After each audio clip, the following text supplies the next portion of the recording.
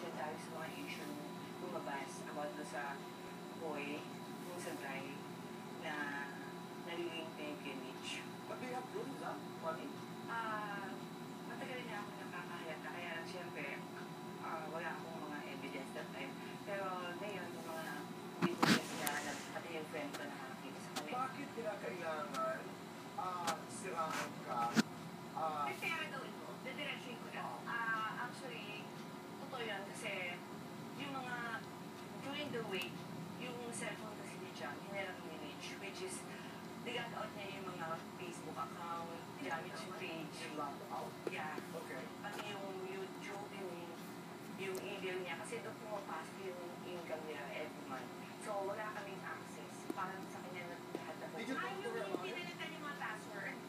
Nag out niya sa cellphone niya. At hindi niyo alam kung anong password. Para Yeah. access niya. Did you talk to Mitch about this? Para masolusyonan For the father of Mitch, no, I talked to the mother. You talked to the mother? Na sabi ko, kasi ever since hindi ako nakailan sa mga finances sa anak ko, alam ng anak ko yan, alam nila yan. At hindi nila ako nakikita kung saan man yung subikat yung anak ko na nandun ako kasi hindi ako nakikita. So this time, siguro palatakan ko kasi nanay ko na hindi naman siya yung wife. So what was the response of the mother of Mitch? Yeah, ang sabi kasi, binigay na daw ni Jang lahat kay Mitch, which is wala namang sinasabi sa amin yung anak ko. So mami, hindi pa ito naayos? Hindi pa. And are you categorically accusing na merong Ano man yan, when it comes to finances at yung hatian. dito si Mitch? Hindi, kasi ang sa akin, bakit niya nilaga out yung mga accounts sa anak ko? Okay, bukas ang aming palabas para sa panig, Mitch. Yung mga akusasyon po na Na ikaw ang nagpumilit para like, for me to go because, hindi yung ka ng parents artista. ko because it was para Gretchen Pulido, ilang beses inulit na he might vote anytime dumaan ka naman.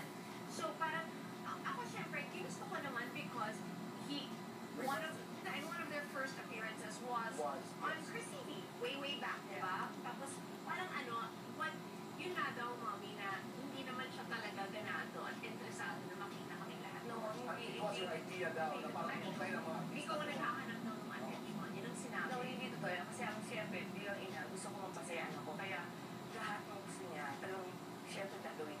Kasi alam ko gusto siya masaya dahil gusto niya talaga ng mga bisita kasi yun nga, hindi na masyadong bulis. So in other words, what you're trying to say, Mami, is that kagustuhan ng iyong anak, hindi mo gusto. Siyempre, dalawa kami. Kasi tinatanong ko naman din Okay, siya. mabilisan lamang ito. You posted in your Facebook once that this is 4 days after your son passed on, na you were so excited because you were doing a magazine interview. Is this true? Yeah. Sinabi ko excited ako kasi may pinapatamaan ako dito. Mami, mabilisan lamang. Ano ang nais mong sabihin kay Mitch? Ang sa akin lang, sana ituloy niya kung ano yung dapat sa amin. Kasi, karapatan ko yun, ako yung nanay. Naghirap ang anak ko doon, at saka lahat ng expenses kami nagbayad. Dear critics. Doon sa mga nagbabash sa akin, huwag na ako i-bash kasi totoo na ako. Ako mismo nagsasabi sa inyo, nag-i-smoke ako, nagmamadyong ako, nagkakasino ako. Kasi yun ang mga binabas sa akin, na nag-i-smoke daw ako. So, para sa akin, hindi ako artista para i-bash nyo. Kami yung namatayan, kami pa yung ako yung nawalan. Sobrang sakit po sa akin. Until na binabash ako, bakit nyo ako ibabas? Hindi naman ako artista. I mean, lumabas na yung mga issue about the guy, pati ako binabash na ang dami ng question sa akin na talagang gumulong ang buhay namin mag-ina, nadamay talaga kami. Yun lang gusto kong sabihin.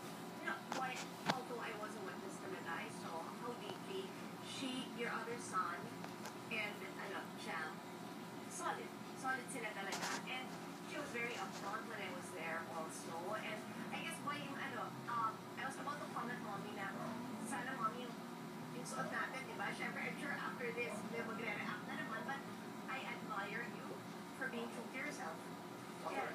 And I don't think anyone has a right to judge you. Yeah, pati yung pag-short ko. I mean, based on what you see, what you perceive. Kasi there's so much more than a person than, what you Let's see. pray also that everything is settled para yung anak mo na nasa langit na magkaroon din ng kapayapaan. And reach out. Yun nga, yung